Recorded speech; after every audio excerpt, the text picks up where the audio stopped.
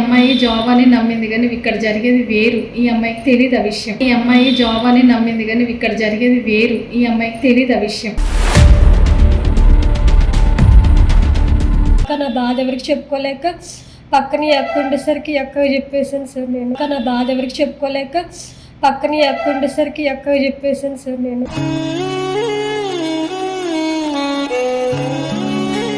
భయం వేస్తుంది అక్క, నాకేం తెలియట్లేదు అక్క. భయం వేస్తుంది అక్క, నాకేం తెలియట్లేదు అక్క.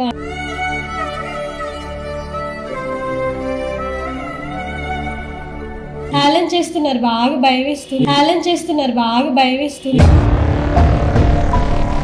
నిన్ను చంపేస్తాము అనేసి అంటున్నారు సార్. నిన్ను చంపేస్తాము అనేసి అంటున్నారు సార్.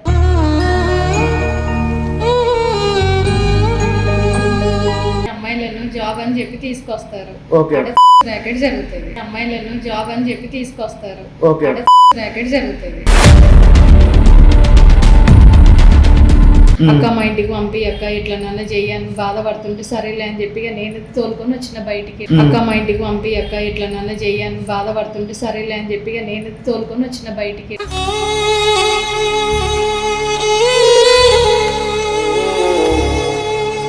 చచ్చిపోతుర్రో బతుకుర్రో కూడా తెలవకుంటుంది. చచ్చిపోతుర్రో బతుకుర్రో కూడా తెలవకుంటుంది. చిన్న పిల్ల కదా, ఇక మాకేదో టార్చర్ పెడతారు భరించుకుంటాం. ఒక చిన్న పిల్ల కదా, ఇక మాకేదో టార్చర్ పెడతారు భరించుకుంటాం.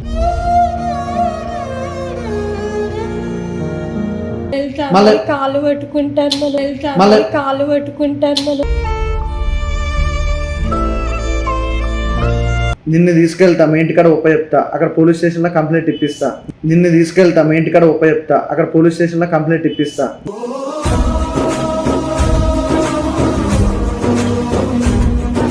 Hi friends, welcome to my channel. నేను మీ వెంకట్. ఈ రోజు వచ్చేసి మనతో పాటు ఇద్దరు వ్యక్తులు, వాళ్ళ సమస్య ఏంటో వాళ్ళ మాటల్లోనే విందాం. నమస్తే అమ్మా.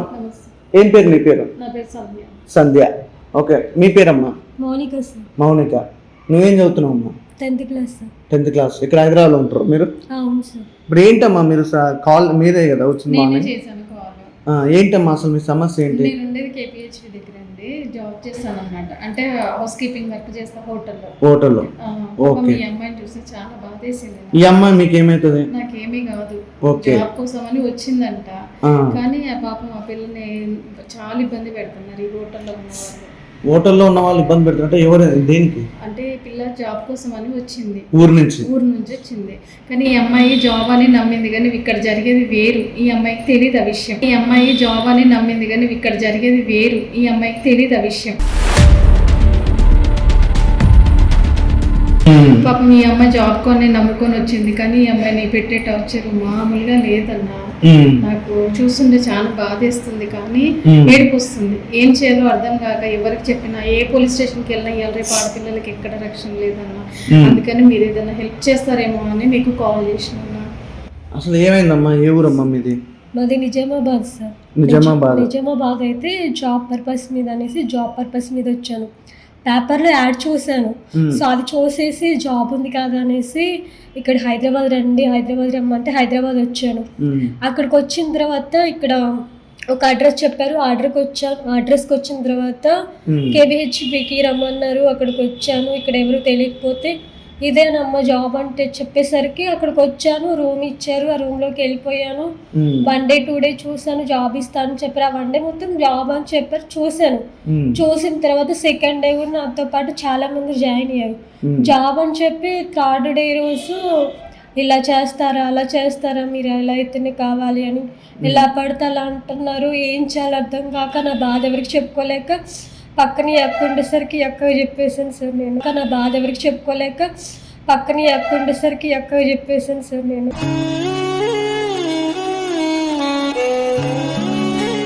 ఇప్పుడు అది హోటల్ అనుకోవాలా లేకపోతే రూమా ఏంటి? ఆ బిల్డింగ్ ఏంటి?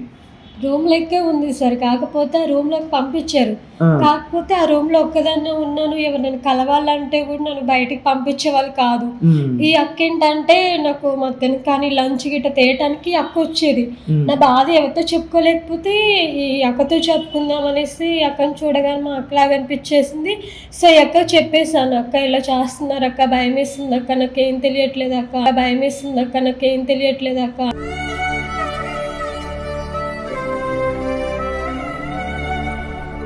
ఈ అక్క మాట్లాడేస్తుంది ఇంకా.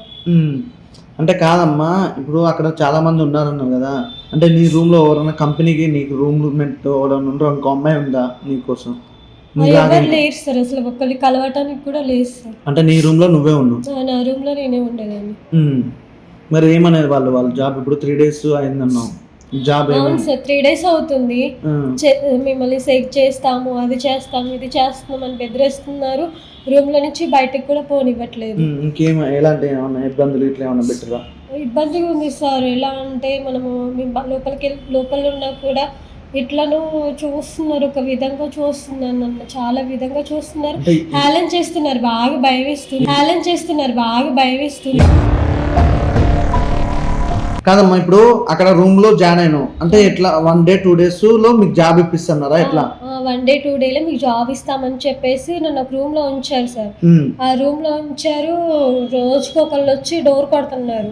ఎవరు వస్తున్నారు ఎవరు పోతున్నారు అని తెలియదు. డోర్ కొడుతున్నారు, రూమ్ లోకి వస్తున్నారు. రూమ్ లోకి వచ్చేసి నువ్వు చెక్ చేస్తేనే నువ్వు బతుకుతావు, లేకపోతే నిన్ను చంపేస్తాము అనేసి అంటున్నారు సార్.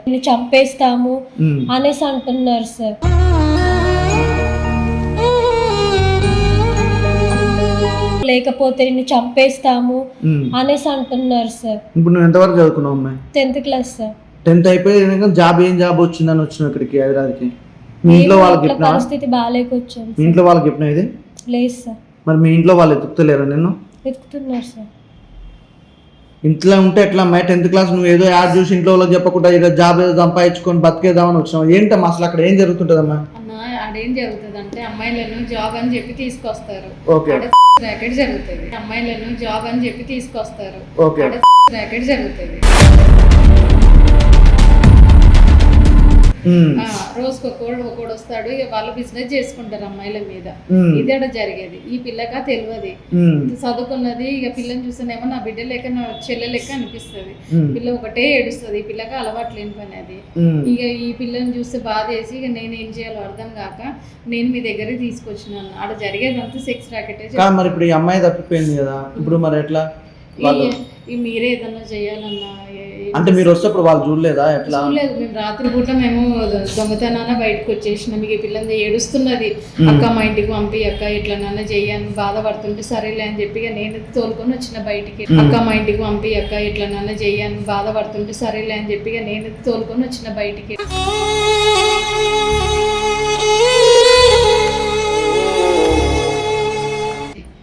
ఇక మీరే ఏదన్నా చెయ్యాలన్నా ఈ పిల్లని. మస్తు ఏడుస్తున్నది, అన్నం తింటలేదు. నేను ఇచ్చినా కూడా నచ్చ చెప్పిన నేను ఎందుకు వచ్చినావు అమ్మ అంటే కూడా పిల్ల జాబ్ అక్క ఇంట్లో పరిస్థితి బాగలేదని చెప్పేసి వచ్చిందంట. కానీ కాదమ్మా, ఫస్ట్ ఆఫ్ ఆల్ నీ తప్పు.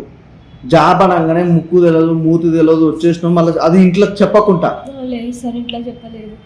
మరి చెప్పకుండా ఏం చేయాలని వచ్చినావమ్మా ఇక్కడ జాబు? తప్పు నీది కూడా ఉంది. ఇప్పుడు నేను ఇట్లా ఎంతమంది అమ్మాయిలు మోసపోతురు, ఎంతమంది అమ్మాయిలు కనిపించకుండా చచ్చిపోతుర్రో బతుకుర్రో కూడా తెలవకుంటుంది.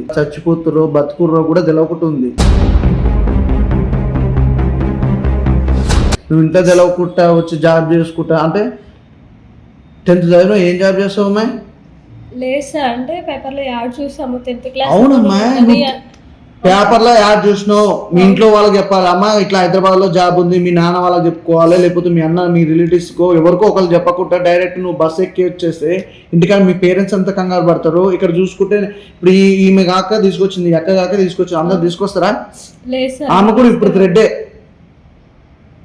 ఇప్పుడు మిమ్మల్ని పట్టుకోరమ్మా. ఇప్పుడు ఈ అమ్మాయిని అంటే ఏదో విధంగా వాళ్ళ ఇంటికి పంపించి అక్కడ పోలీస్ స్టేషన్లో కేసు పెడతారు. ఇప్పుడు మీరెట్లమ్మా? మాకంటే మేమేదో నడుస్తుందన్నా, ఎందుకంటే ఒక చిన్న పిల్ల కదా, మాకేదో టార్చర్ పెడతారు భరించుకుంటాం.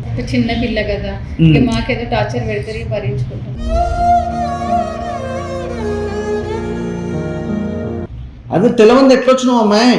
తెలవకుండా ఇంట్లో వాళ్ళకి చెప్పకుండా వస్తారా ఎవరన్నా? లేదు సార్. ఇప్పుడు ఎక్కడ మీది? నిజామాబాద్ సార్. నిజామాబాదా మహబూబ్ నగరా? నిజామాబాద్ సార్. కాదు ఎట్లా? ఇప్పుడు ఏం చేయాలమ్మా? ఇప్పుడు ఏం చేయమంటారు? ఇప్పుడు మీ ఇంటికి వెళ్తావు ఇప్పుడు నిమ్మలంగా? మళ్ళీ కాళ్ళు పట్టుకుంటాను.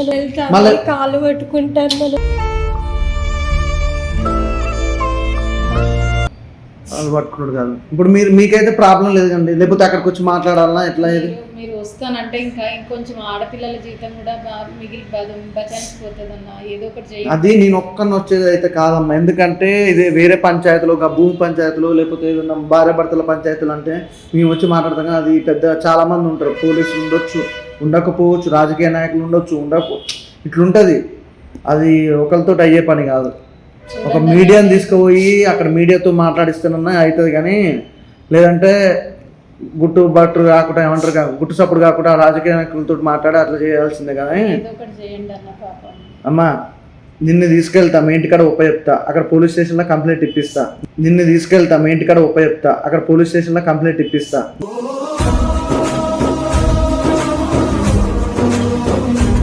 నీకు ఫోన్ ఏం లేదు కదా, ఏం లేదు. మంచి పని. ఫోన్ ఇట్లా ఏం లేదు కాబట్టి నీకు అక్కడ మీ ఇంటికి వెళ్ళే ముందు ఫోన్ గిట్లా రాగానే ఫోన్లు అన్ని తీసేసుకుంటారు వీళ్ళ దగ్గరికి వెళ్ళి.